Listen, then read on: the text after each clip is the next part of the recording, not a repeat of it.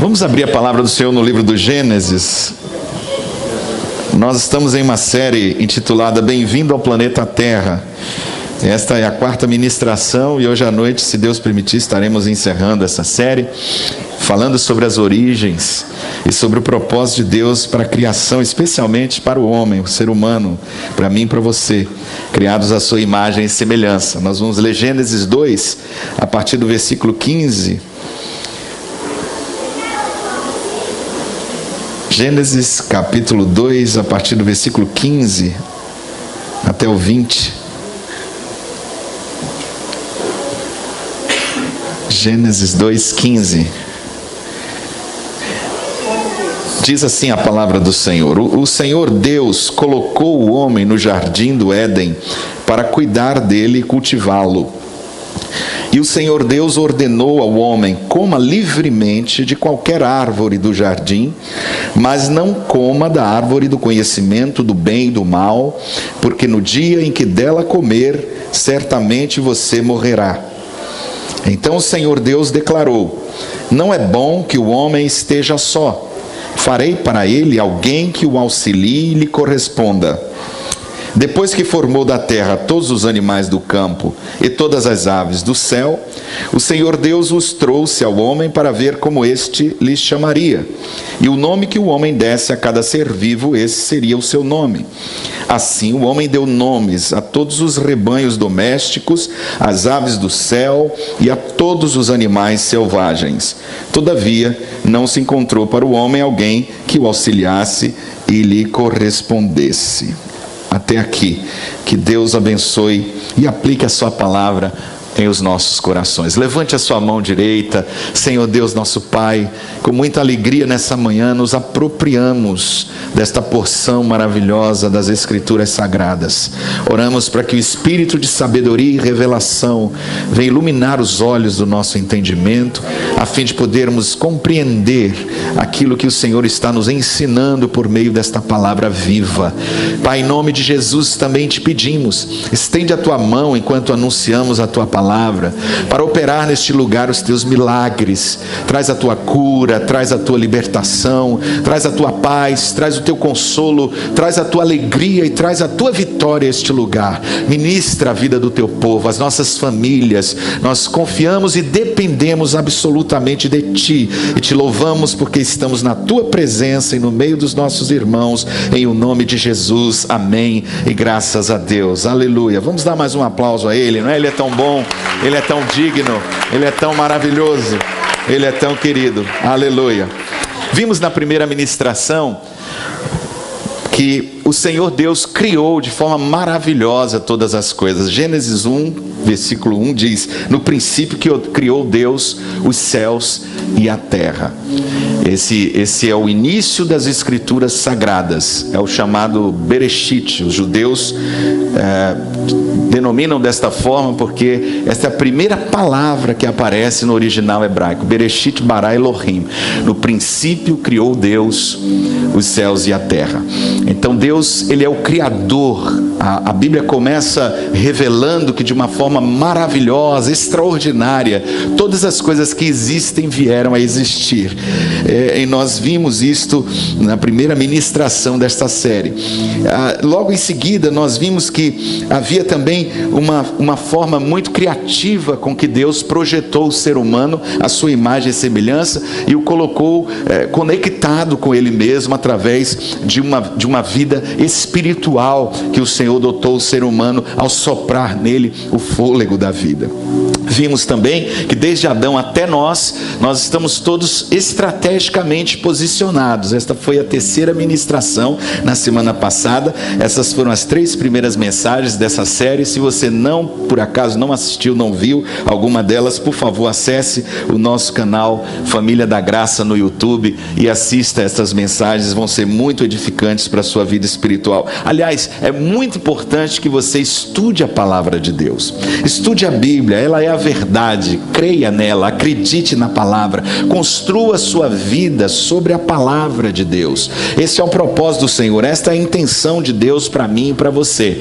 Maravilhosamente criados, criativamente projetados e conectados, estrategicamente posicionados por Deus, aonde quer que você esteja, na sua família, no seu trabalho, na sua cidade, em qualquer lugar onde você estiver, ali Deus estará lhe posicionando estrategicamente para que através da sua vida a glória dele resplandeça, amém? Tudo isso é verdade e há muito mais nessa palavra. Nós começamos a então abrir um novo caminho de revelação nesse texto que nós lemos e descobrir que aquilo que foi maravilhosamente criado, aquilo que foi criativamente projetado e conectado, aquilo que foi estrategicamente posicionado por Deus é também abundantemente abençoado. Quantos abençoados nós temos aqui nessa manhã? Aleluia!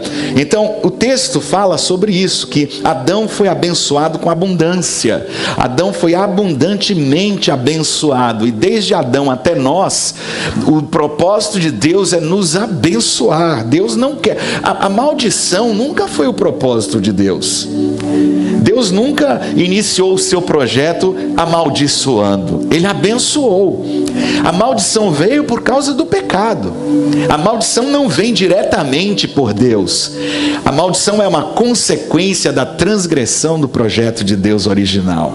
Deus não nos criou para maldição. Deus nos criou para a bênção, para sermos abundantemente abençoados. Isso fala de uma bênção muito grande. A bênção de Deus não é pequena. A bênção de Deus não é escassa. A bênção de Deus é abundante. Olha o que diz Gênesis 2,16, o texto que nós lemos. O Senhor Deus ordenou ao homem: coma livremente de qualquer árvore do jardim. Aleluia! Ou seja, Deus nessa palavra está dizendo para o homem: eu sou o teu provedor e eu te coloco num lugar estrategicamente posicionado onde você será abundantemente abençoado. Você terá abundância. Quantas variedades de frutas, não é? Quantas coisas deliciosas Deus colocou ali à disposição do ser humano. Se você parar para analisar quanta coisa bonita Deus tem nos dado através da criação da natureza, não é? Quando você se assenta para comer. Eu, viajando agora pelo interior, observei uma coisa que me deixou um pouco triste. Eu sei que é uma questão cultural, mas como a gente tem estado nesse propósito de só comer salada, de não comer carne vermelha, isso trouxe um problema estratégico também para os irmãos do interior, né? Receber o bispo nessa situação, a turma fica tentando usar de criatividade. Mas sabe o que é que eu descubro? Que as pessoas gostam muito de feijão, de farinha, de carne, né? Elas estão muito acostumadas a comer só essas coisas assim pesadas. É quase difícil você chegar num lugar e encontrar salada. Eu fiquei impressionado com isso, né? As pessoas não gostam de alface, não gostam de legumes, não gostam de verduras, né? Não gostam das coisas que são saudáveis. E eu fico imaginando assim, que riqueza tremenda Deus colocou ali no jardim para o homem poder se alimentar e ser provido por Deus. Deus não precisava fazer isso, mas Ele fez. Eu queria que você entendesse nessa manhã que esse é o caráter de Deus: ser bom, ser generoso, ser abundante, ser excelente naquilo que faz, é o caráter de Deus. E se você está cheio da glória de Deus, você também vai se tornando cada vez mais abundante, mais generosa, mais cheio da riqueza espiritual que vem do Senhor. O nosso Deus é um Deus que ama abençoar, é um Deus que tem prazer em dar, em repartir. Desse modo Ele estimula a exuberância na sua existência, na minha vida, na sua vida. Quando estamos cheios de Deus, nós nos tornamos exuberantes. Quando estamos cheios de Deus, nós nos tornamos verdadeiramente ricos. A riqueza não tem a ver com o acúmulo de bens materiais, mas com a presença de Deus na vida de um homem, de uma mulher, de uma família. Deus criou o homem, portanto, com a intenção clara nesse texto de abençoá-lo. E Ele não quis apenas abençoá-lo, Ele quis abençoá-lo abundantemente, de uma forma muito abundante, de maneira que não houvesse necessidade alguma na vida de Adão. O Senhor é o meu pastor e nada me faltará. Foi isso que Davi descobriu, que quem tem Deus não tem falta de coisa alguma. Quem tem Deus está suprido, está preenchido, está saciado, porque Deus é o provedor. Deus é aquele que traz todo o recurso que eu e você precisamos na nossa vida e com abundância. O que Adão precisava, o que Adão necessitava, o que Adão tinha necessidade, Deus estava ali para prover. Deus é um Deus maravilhoso. Adão precisava de muitas coisas e o Senhor o colocou num lugar onde ele estava sendo abundantemente abençoado. Queria te dizer nessa manhã que este mesmo Deus de ontem, hoje e eternamente é o Deus que tem prazer em te abençoar, amém? É o Deus que tem prazer em abençoar a tua vida e a tua casa. Ele é poderoso para te abençoar. Queria te dizer nessa manhã que Ele tem poder para te abençoar. Ele não apenas quer te abençoar, Ele é capaz, Ele é suficientemente capaz. Ele é o Deus Todo-Poderoso que tem poder para te abençoar e prover a tua vida com tudo aquilo que você necessita. Deus não está à nossa disposição para satisfazer os nossos desejos, mas Ele é o Deus que promete suprir as nossas necessidades em glória por meio de Cristo Jesus nosso Senhor. Agora a pergunta é: por que às vezes eu não me sinto tão abençoado? Por que às vezes, diante das situações da vida, eu não sinto que esta palavra é a verdade na minha vida? Eu posso até entender isso aqui na minha cabeça, mas às vezes eu ajo na minha vida como se eu não fosse tão abençoado. Às vezes eu falo na minha vida, no meu dia a dia, como se eu não fosse tão abençoado. Por que será que isso acontece? Talvez você não tenha problemas, mas eu tenho problemas e dificuldades e lutas todos os dias que eu tenho que enfrentar. E às vezes, quando eu estou passando por essas situações, pelo fato de elas serem muito complexas, eu me sinto confuso às vezes. E eu fui pesquisar um pouco sobre o significado de confuso ou confusão, né? E no dicionário diz assim: confuso, misturado, fora da ordem, do arranjo adequado e correto, com relação ao estado psicológico, aturdido, atordoado, perplexo, transtornado, estonteado, estarrecido. Será que alguma dessas palavras já flutuou aí pela sua vida em algum momento da sua existência, diante das lutas, dos problemas, das pressões, das tragédias, das circunstâncias? Será que você se sentiu confuso, confusa? Você se sentiu atordoado, perplexa? Você se sentiu de alguma forma estonteado ou estarrecida diante do que estava acontecendo ou está acontecendo na sua vida? Por que às vezes eu não me sinto tão abençoado como a palavra de Deus diz? Bom, eu pessoalmente estou tentando chegar nesse nível de excelência que está escrito na carta de Tiago, capítulo 1, versículo 2. Meus irmãos, considerem motivo de grande alegria o fato de vocês passarem por várias provações. Eu não sei quanto a você, mas esse texto para mim me parece um texto muito complicado. Tenham por motivo de grande alegria o fato de vocês passarem por várias tribulações, por várias provações. Quando eu enfrento tribulações, eu não me sinto inclinado a me alegrar. Quando eu passo por uma luta, por uma prova, por uma dificuldade, eu não me sinto abençoado, eu não me sinto inclinado a celebrar, a festejar. Eu sinto que o meu coração se entristece, se abate, eu sinto que eu fico um pouco amuado. Mas de acordo com Tiago, com esta palavra de Deus inspirada na carta de Tiago, eu posso me alegrar mesmo no meio das circunstâncias difíceis. Eu posso me alegrar no meio das adversidades, eu posso me alegrar no meio das provações, porque as provações podem abençoar a minha vida. E eu chamo isso de bênção disfarçada ou bênção escondida. No meio de uma prova tem sempre bênçãos escondidas. No meio de uma luta, no meio de uma tribulação, de uma dificuldade que eu e você estamos enfrentando, existem sempre bênçãos escondidas de Deus. Por exemplo, existe a possibilidade de eu aprender a perseverança. Eu preciso de perseverança. Eu sou provado na minha capacidade de continuar até o fim, na minha resiliência quando eu passo pelas provas. Eu aprendo a sabedoria de Deus. Eu preciso da sabedoria de Deus. Eu preciso da sabedoria espiritual. Eu preciso da inteligência emocional e espiritual. E as provas são os testes que Deus me coloca para que eu possa também amadurecer. Eu preciso crescer. Eu preciso sair da zona de conforto. Eu preciso mudar. Eu preciso perceber que em meio às lutas que eu estou enfrentando, existem bênçãos de Deus que estão escondidas como tesouro para mim. E aí nós vimos nesse plano original de Deus, que o Senhor, Ele abençoou o ser humano com fartura, Ele deu ao ser humano uma bênção abundante, Ele colocou diante do ser humano recursos inesgotáveis, e Deus, na sua vontade soberana, quis abençoar o homem, para que o homem e a mulher pudessem viver uma vida abundante. Olha aqui para mim, em nome de Jesus. Deus chamou um pregador na história, muito tempo atrás, para inclusive pregar uma mensagem para o seu povo, e a mensagem desse pregador é o seguinte: testem, façam uma prova com Deus e vejam se Ele não vai abençoar vocês. Isso está lá em Malaquias, no capítulo 3, no versículo 10. Ponham-me à prova, diz o Senhor dos Exércitos, e vejam se não vou abrir as comportas dos céus e derramar sobre vocês tantas bênçãos que nem terão onde guardá-las. Aleluia. Eu gosto dessa versão, porque quando a gente lê na versão mais clássica, que dela vos advém a maior abastança, a pessoa que não está muito acostumada com o vernáculo, ela pode dizer assim: que palavra difícil, o que isso significa? Isso significa tanta bênção que você não vai ter onde guardar, tanta bênção que você não tem como ficar com tudo para você sozinho. Que esse é o propósito de Deus, que não somente você seja abençoado, não somente você seja abençoada, minha irmã, mas você se torne um abençoador daqueles que estão ao seu redor, porque você tem tanto, você foi tão abençoado, tão enriquecido por Deus, que você tem para dar e repartir generosamente com aqueles que estão ao seu redor. Aplauda Jesus por isso.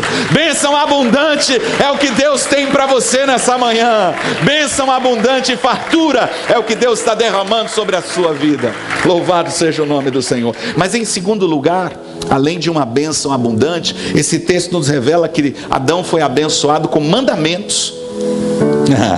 Gênesis 2,17 diz assim: mas não coma da árvore do conhecimento do bem e do mal, porque no dia em que dela comer, certamente você morrerá.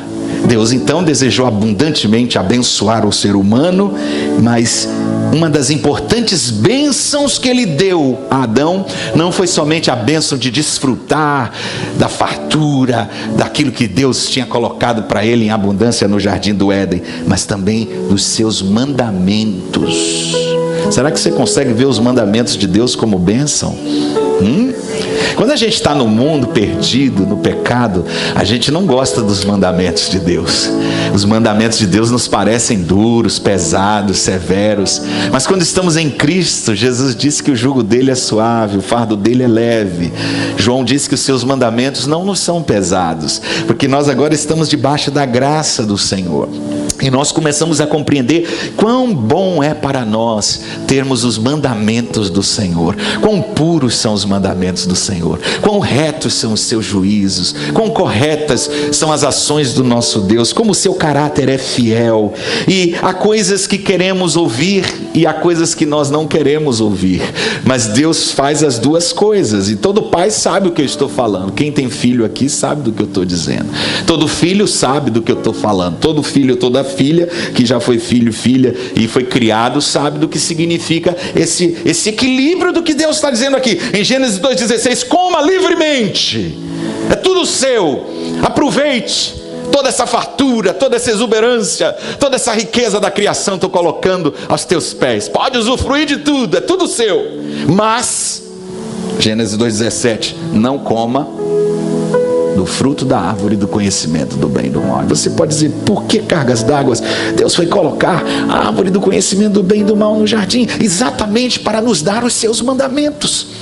Deus não queria que apenas estivéssemos sendo abençoados com toda sorte de provisão, mas que aprendêssemos a distinguir o faça do não faça.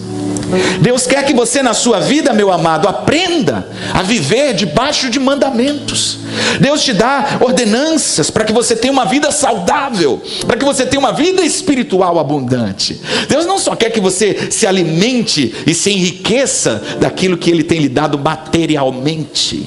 Deus deu a Adão uma grande bênção material, mas agora Ele está falando para Adão de uma segunda bênção, que é uma bênção tremendamente espiritual. Ele disse: Adão, toda essa exuberância, toda essa riqueza da criação não pode tirar o teu foco de que eu sou o teu Senhor, de que eu sou o teu provedor. Não deixa jamais o teu sucesso te afastar de Deus. Não deixa jamais a tua riqueza, a tua bênção, a tua vitória. Não deixa jamais o que Deus está te dando em abundância e fartura te afastar dos caminhos dele. Para isso ele te dá mandamentos, para te lembrar que ele é o Senhor, e que para que você tenha uma existência feliz, você precisa se relacionar com ele, e ele precisa ser Senhor da sua vida. Louvado seja o nome do Senhor. Nós tivemos o privilégio de criar os nossos filhos na igreja, um privilégio que eu não tive, mas nós criamos os nossos filhos pequenos desde que nasceram na igreja, já na barriga da mãe já vinham para a igreja, né? Já ficavam ali dentro da barriguinha da mamãe ouvindo os louvores, né? E foram criados na igreja, e nunca houve essa pergunta: Rafa, você quer ir para a igreja hoje? Dan, você está com vontade de ir para a igreja hoje? Gabriela, você quer ir para a igreja hoje? Não tinha essa opção. A vida da igreja nunca foi uma opção ou uma conveniência para a nossa família.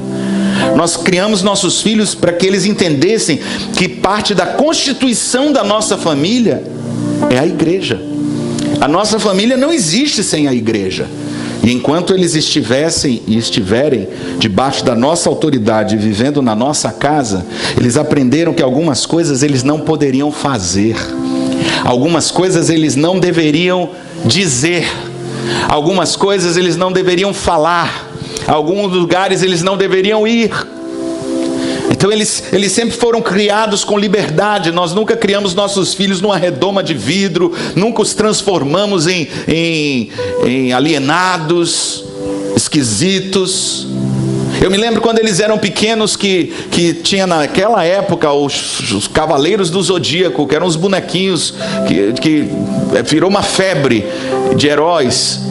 E aí os irmãos mais exaltados, daquela linha mais, sei lá, pentecostal, da santidade exuberante e incandescente, né?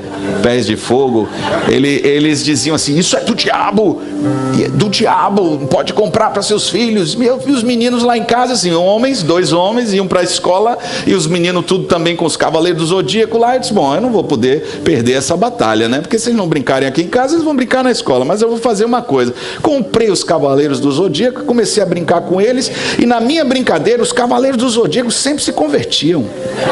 Eles começavam a brigar, de repente um falava de Jesus, aí o outro, que era o mal, começava a chorar, levava para a igreja, se arrependiam, se convertiam, aí começava a lutar contra o mal. Então assim, eu aproveitava as circunstâncias, sempre as histórias, os contos de fada para mim. O lobo mau se arrependia, chorava, entregava a vida a Jesus, parava de comer, de devorar as pessoas. Então a gente tem que ter sabedoria de Deus para educar os nossos filhos, mas não pode ficar deixando que eles decidam algumas coisas que são fundamentais com relação, por exemplo, à igreja. Isso nunca passou pelo escrutínio, pelo crivo de decisão deles. Não tem essa opção. Não existe essa opção, não ir. Nós somos a igreja, nós estamos na igreja e vivemos porque nós somos parte da família de Deus. Então Deus colocou alguns nãos na sua palavra, e na vida e na experiência de qualquer discípulo. É para isso que existem os mandamentos, para nos dar uma visão espiritual com respeito à vida, para que possamos compreender coisas que nós antes não entendíamos quando estávamos cegos por causa do pecado, mas agora, pela revelação de Deus, nós começamos a compreender e começamos a entender que a grande alegria e prazer em nos submetermos aos mandamentos do Senhor. Deus nos deu os seus mandamentos para nos mantermos livres da opressão do inimigo. Sabia disso? Deus não te quer escravo de Satanás. E quando você desobedece, o diabo sabe muito bem que isso é uma legalidade e ele vem te oprimir. Deus nos deu os seus mandamentos para que Ele pudesse nos usar do ponto de vista do seu serviço, da obra que Ele tem para nós. Nós precisamos aprender a obedecer. Como que você quer ser usado por Deus se você não obedece a Deus? Que incoerência, que contradição você dizer que é um discípulo de Jesus e não obedecer os mandamentos do Mestre. Deus nos deu os seus mandamentos para nos proteger de consequências dolorosas, desastrosas.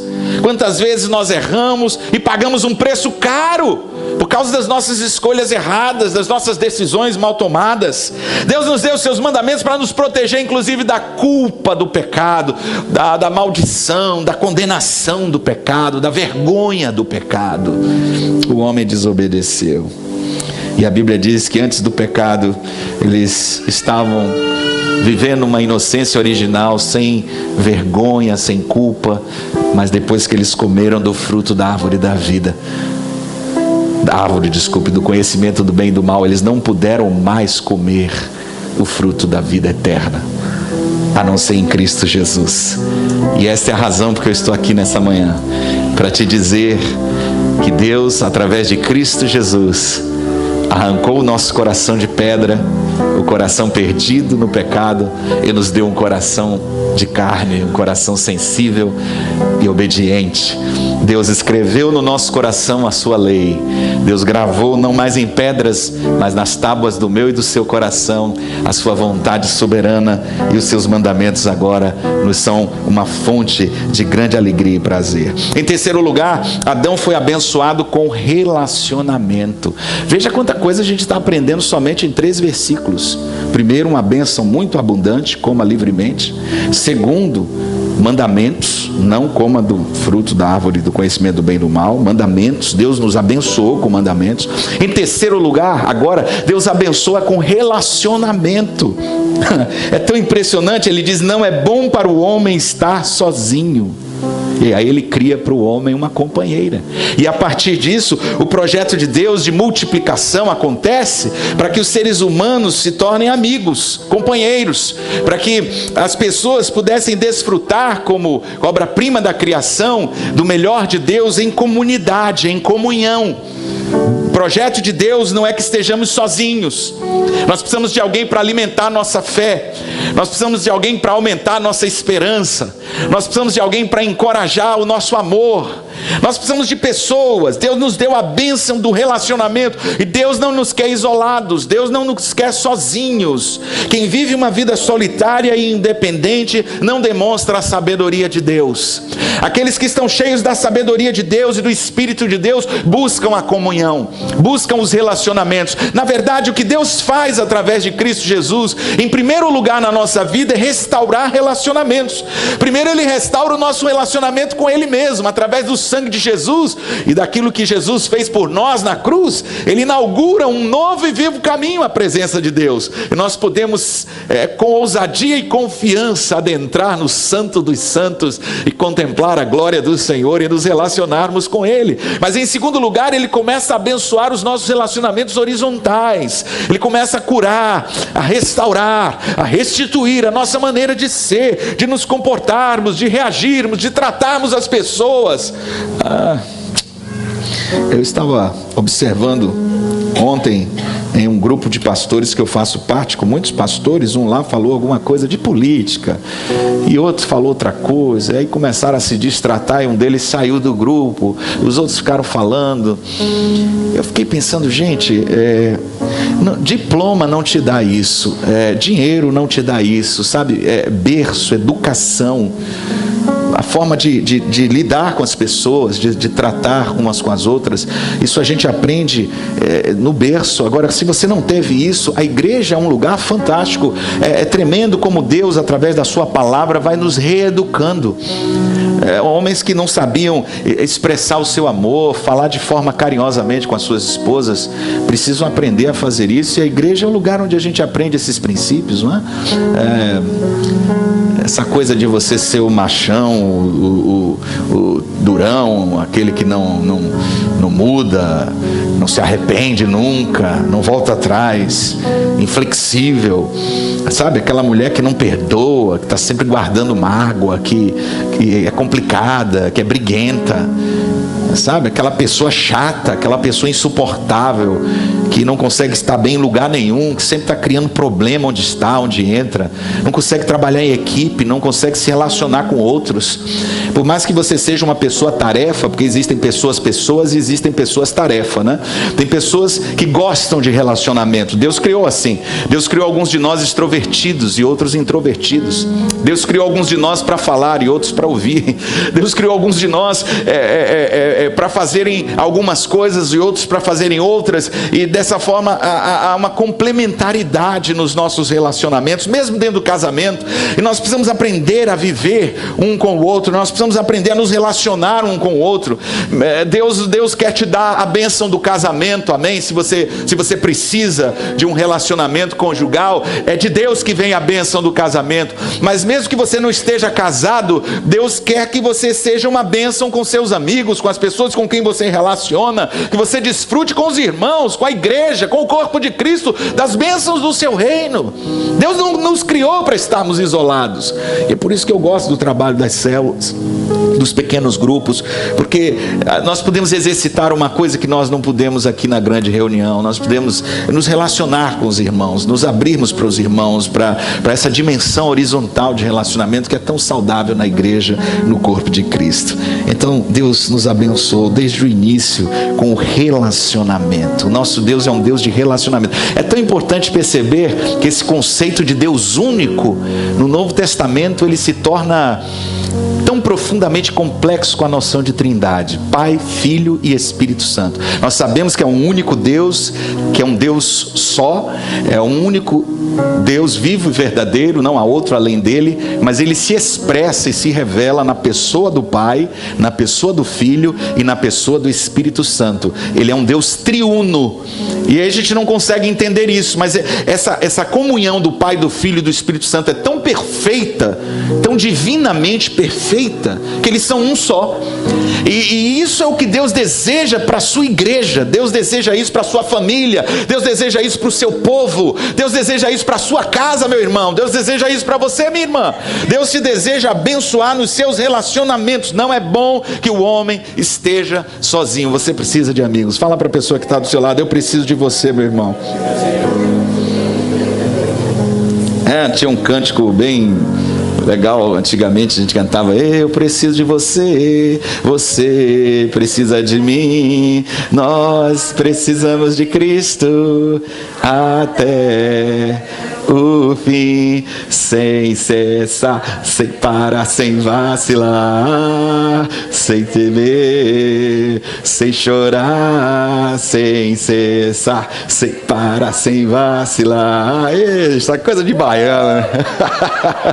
O cara sai do carnaval e aí traz um estilo para a igreja que os crentes tradicionais ficam loucos. É isso aí, meu irmão. Cheio do Espírito Santo, bota o abadá de Jesus, abraça o irmão e vai para a avenida pregar o evangelho. Eu preciso de você, você precisa de mim, nós precisamos de Cristo até o fim, sem cessar, sem parar, sem vacilar, sem temer, sem chorar, sem cessar, sem parar, sem vacilar, sem temer. Meu irmão, quem quiser que venha para dentro, caia para dentro. A galera tá unida no Senhor para detonar o inferno, entendeu? Então é tão bonito, é tão rico, não é? A gente vê toda essa alegria, essa exuberância da dança, essa energia toda, essa sonoridade musical que Deus deu ao baiano, tão rica, agora canalizada para quê? Para a prostituição, para as coisas ruins, para a degradação do ser humano, para a destituição dos valores morais e espirituais. Está repreendido. Isso foi a velha vida, isso foi antes de conhecermos ao Senhor. Aí o cara se converte, se torna um novo nascido, uma mulher de Deus e tudo.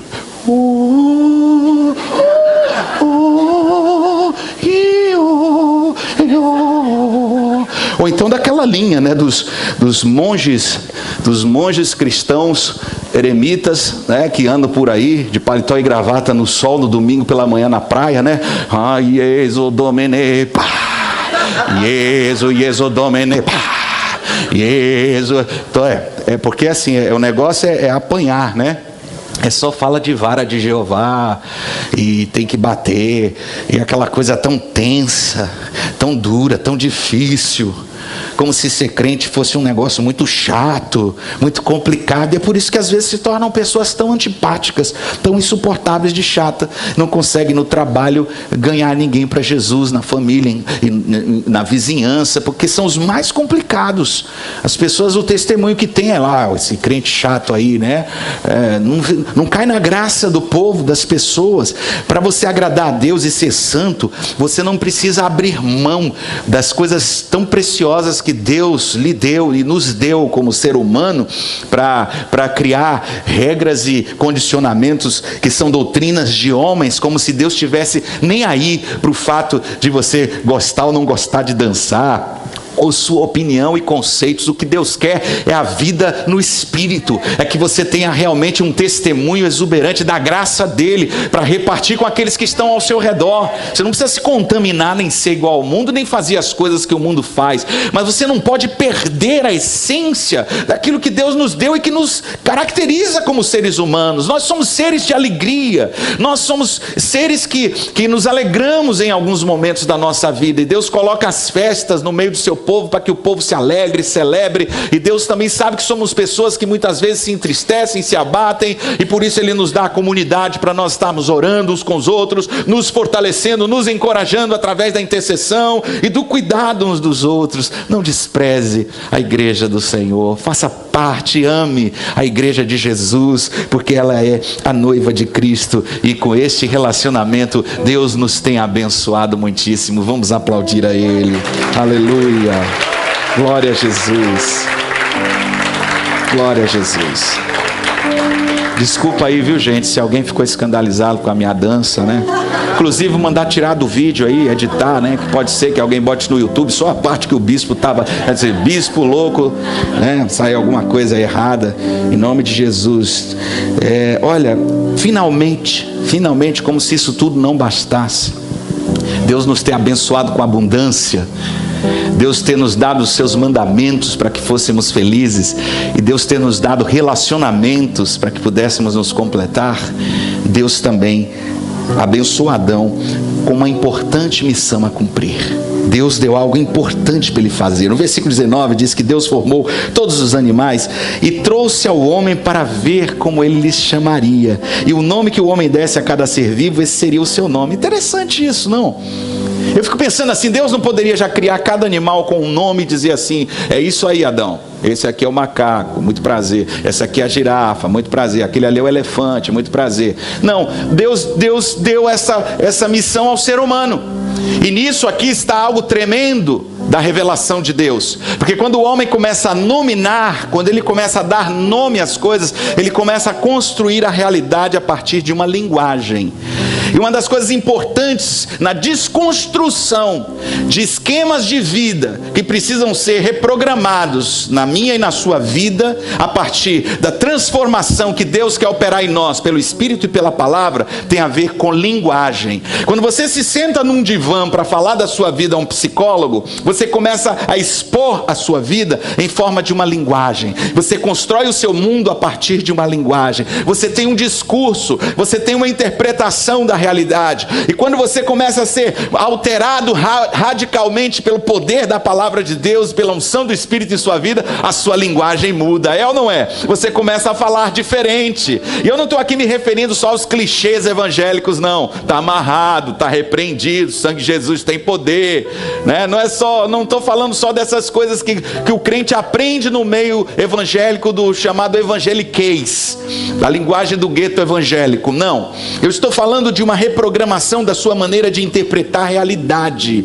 a maneira que você antes via e como você reagia e o que você falava diante das circunstâncias e situações. Você começa a ter uma linguagem de fé, você começa a ter uma linguagem de esperança, você começa a ter uma linguagem de confiança na soberania de Deus. Você não passa o seu dia amaldiçoando, murmurando, se queixando, reclamando. Você não passa o seu dia falando palavras destrutivas, liberando palavras ruins atitudes negativas para as pessoas, para os filhos, para a esposa, para o vizinho, para as pessoas quando você está dirigindo. A sua fala não inclui mais palavrões, não inclui mais linguagem obscena. A sua conversa não tem mais gracejos indecentes. Você não se alegra mais em falar a linguagem suja do mundo. Você começa a entender que as palavras têm poder na sua boca, e era isso que Deus estava ensinando a Adão.